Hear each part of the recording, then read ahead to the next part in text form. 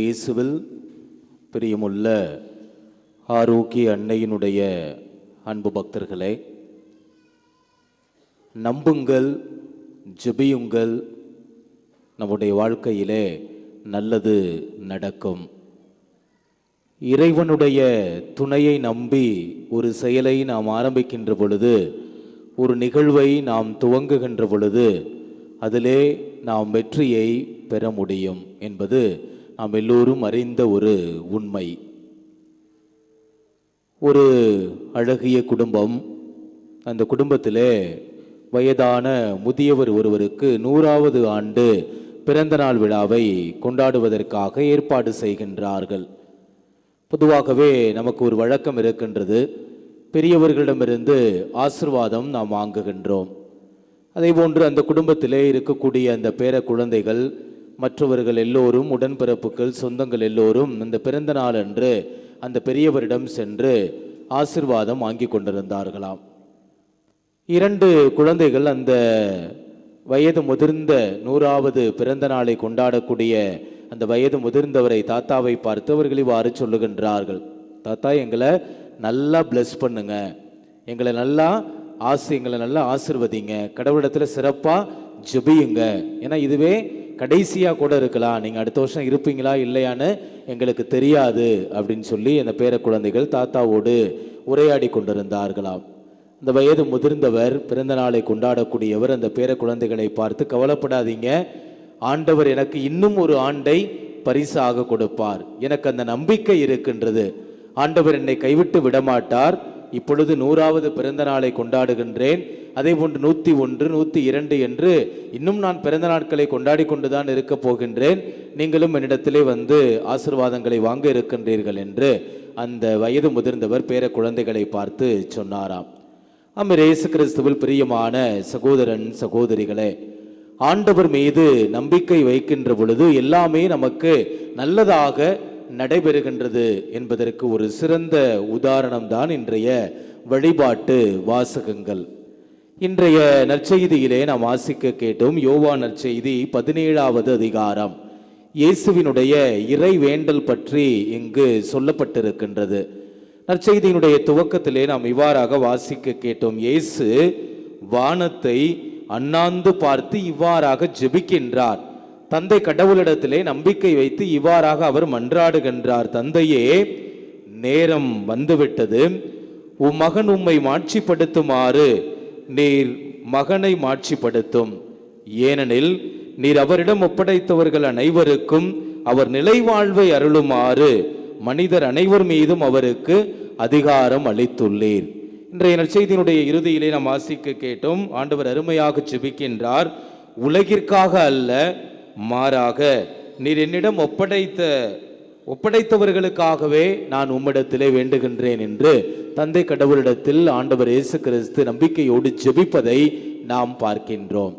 இன்றைய முதல் வாசகத்திலே நாம் வாசிக்க கேட்டோம். புனித பவுலடிகளார் திருத்தூதர் பணிகள் நூலிலிருந்து வாசிக்க கேட்டோம்.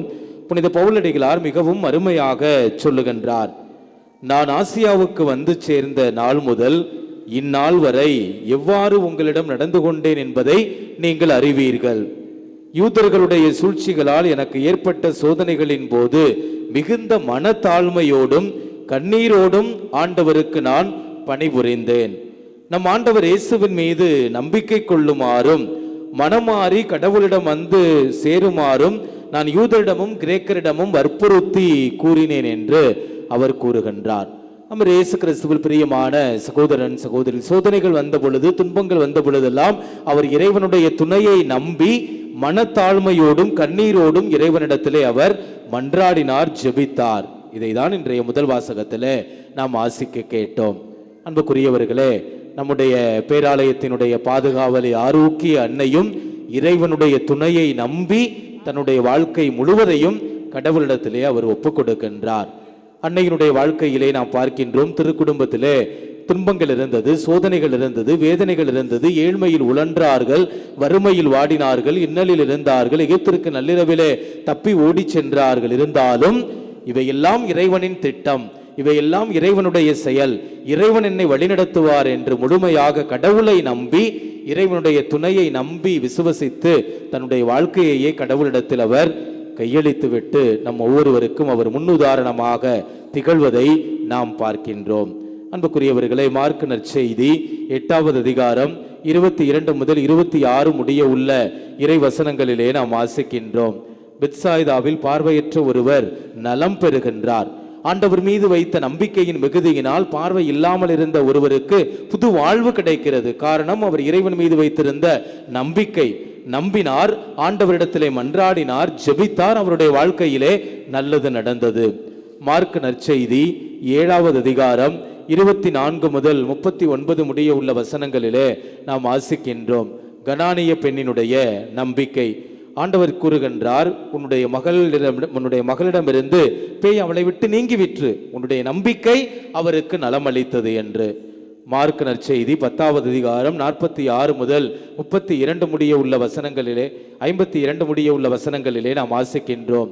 பார்வையற்ற பார்த்திமேயு பார்வையை பெற்றுக் கொள்ளுகின்றார், புது வாழ்வை பரிசாக பெற்றுக் கொள்ளுகின்றார். ஐயா தாவீதின் மகனே, என் மீது இறங்கும் என்று உரக்க கத்தி ஆண்டவர் மீது வைத்த நம்பிக்கையின் மிகுதியினால் அவர் புது வாழ்வை பரிசாக பெற்றுக் கொள்ளுகின்றார். காரணம், நம்பினார், ஜெபித்தார், மன்றாடினார், அவருடைய வாழ்க்கையிலே நல்லது நடந்தது.